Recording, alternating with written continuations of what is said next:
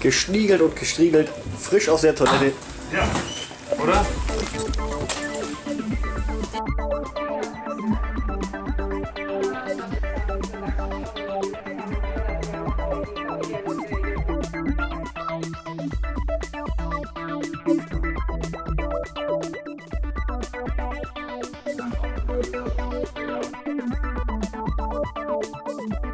The member states summarize the test result, the risk assessment and make a conclusion. And has allowed Italian authorities to develop a well-functioning surveillance system. Done all this 10 years ago, we wouldn't be here today. So before around, we go and represent the UETA, but the rest. That's the thing. So yes, we have to have something.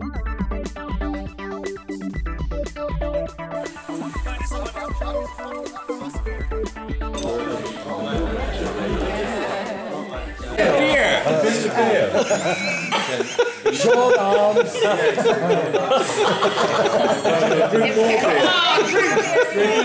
Take pictures, take pictures. No, don't drink. Can you drink more beer? Put it on Facebook. Katie? Yeah, you need the tissue. It's okay. Shit, I'm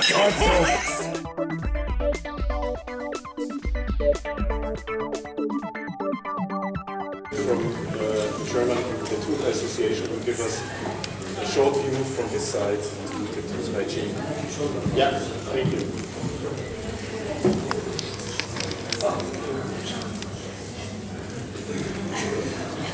Hello ladies and gentlemen, thanks Jürgen and his team to have us again. It is promised that I'm talking today about the upcoming EU CN standard for tattoo hygiene. That's the topic that Thijs Weenstra from Holland will also have in 2 days. So I would like to make it short and talk a little about the story before. So I'm tattoo artist first, and I'm the second chairman of the DOT. Deutsche Organisierte Tätowierer means the German Association of Professional Tattoo Artists, which is founded in 1995, so we had a 20th anniversary this year. And I'm also a member of the UETA, the United European Tattoo Artists, which were founded in 2004. For your information, both and further organizations combined their forces in 2013 under this one roof, the head organization, the BVT, Bundesverband Tattoo. The mission of the DOT, as we as the tattoo artists saw it from the beginning on, was the exchange of knowledge amongst tattoo artists, first of all, because that was something that never happened before. Next one was the improving of the image of the tattooing in public, so it means also in the press. So like we have it today, we are in the middle of the society, and that was a long way. 20 years ago, there was nobody really believing that that might happen one day. The creation of hygiene standards was one of the things that we knew from the beginning would be a really interesting and really necessary one, because nobody really had an idea how things went on in tattoo studios. Nobody entered this tattoo studios, the health authorities never been there in the beginning, so we made sure we wanted to have hygiene standards. And we wanted to have the cooperations with other organizations and with the health authorities. The mission of the UETA was kind of the same. The only thing is the DOT, as the German organization, could not get in touch with Brussels, because Brussels is not talking to countries, organizations, so you have to have a European society, and that is why we transferred the ideas of the DOT to the European level, and we found the UETA, and we built a roof also for the tattoo organizations of the European countries.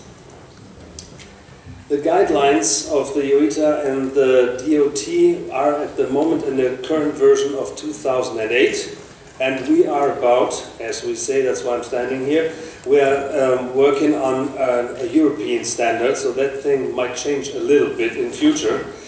Our chapters, the mains that we have in the guidelines are, of course, the health risks and the infection control, vocational training, work area requirements, so how does as a place, a working area have to look like, how to build it up and how to put it down again.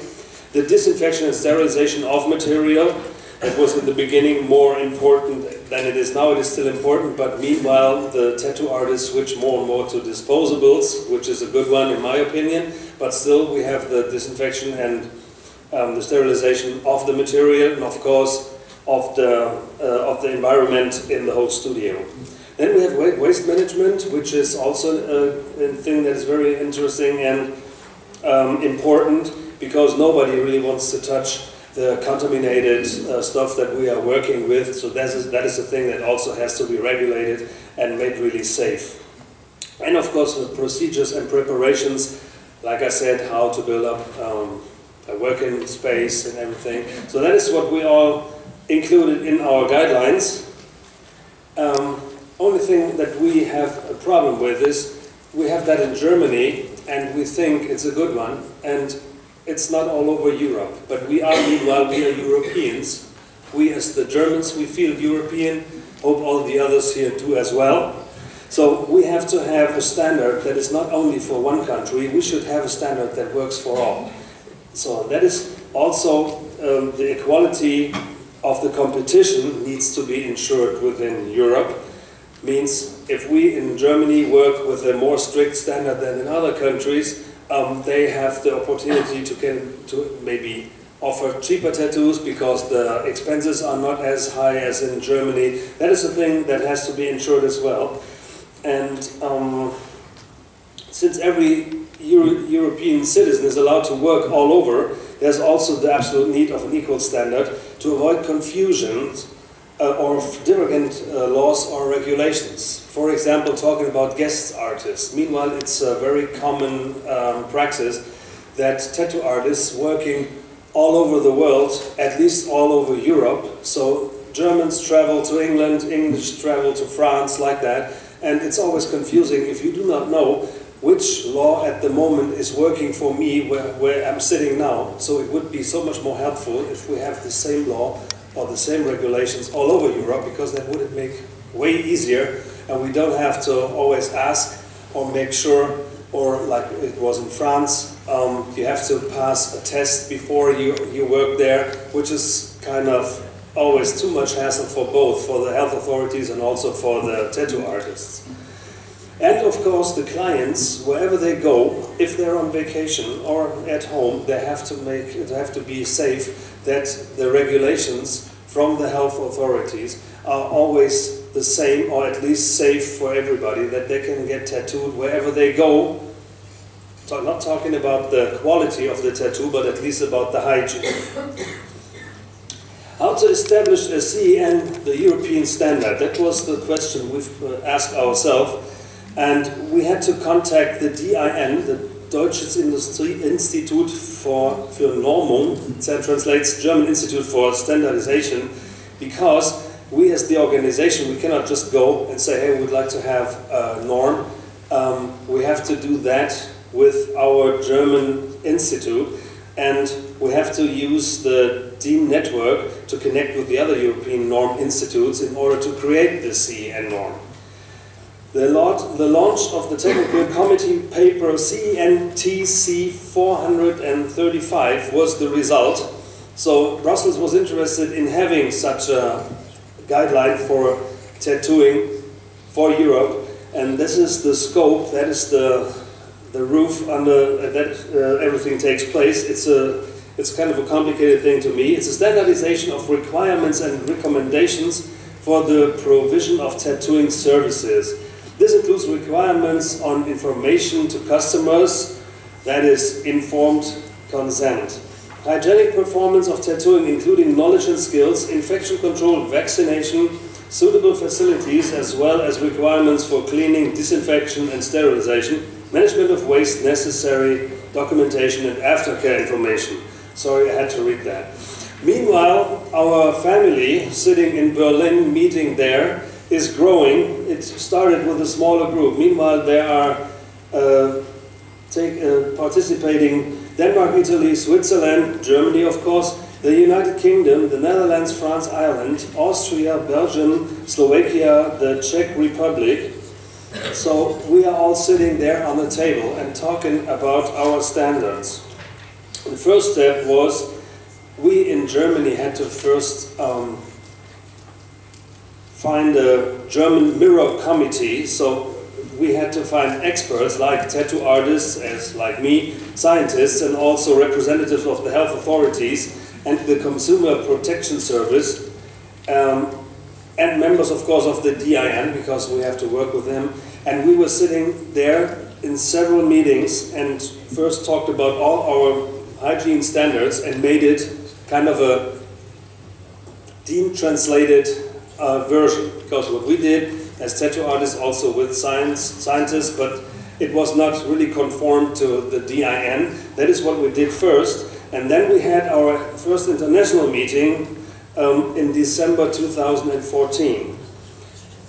That was the first discussion. We had to get to know each other. We had to talk about it. We found that the Netherlands and also England already had their own guidelines.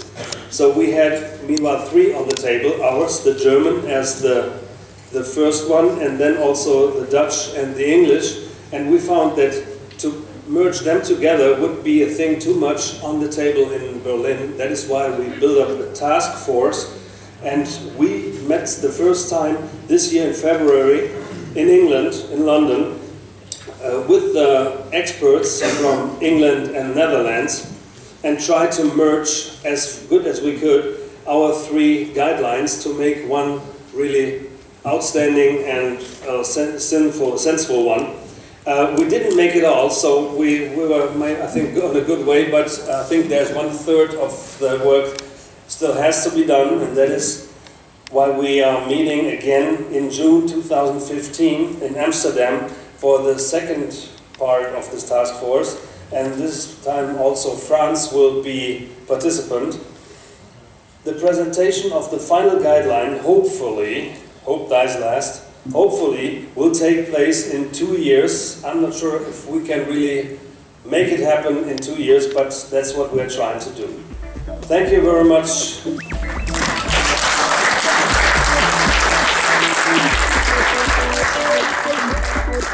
If their age is 10, 15 years old, I really have a problem with the information in those statistics. Like the last one was the presentation from Italy upstairs. At the moment, the tattoo scene and also the story with the material, like the tattoo inks, the hygiene, everything evolves like in 10 years before. That's what we have in 1 year. So we are so far away from what happened already 5 years ago, not talking about 10, 15 years ago. And to me, some of those statistics, they look to me like they're just serving for putting the tattoo business in the wrong light, you know. Tattoo colors that are done before 2009, for example, are so different to what we have today, since we have the new regulations and everything. We have good practice, which is a total different thing than how they used to do that maybe 15 years ago. So the statistic is a good one. I can also prove you with a statistic that it's safer to sleep on the roof than in the bed, because way less people die on the roof than in the bed, you know. Sorry to say that, but some of those statistics, please just leave them, because they lead nowhere. They are ancient and they don't mean anything anymore. Just for the further.